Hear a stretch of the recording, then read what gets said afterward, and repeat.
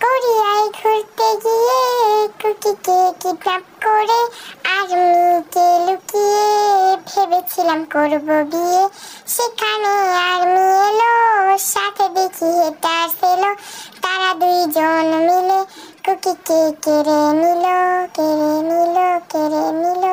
কুকিও চলে গেল, মনটা ভেঙে গেল, আশা যা ছিল সবই মুছে গেল। কচু গাছে ফাঁসি দিব তখন আমি ভেবেছিলাম, তারপর হঠাৎ দেখি কুকি আবার ফিরে এলো, ফিরে এলো, ফিরে এলো। ও কুকি সোনা, দুটা পাপ্পি দাও না, আমি সত্যি বলছি আর ভিকে দেখে ক্রাশ খাবো না।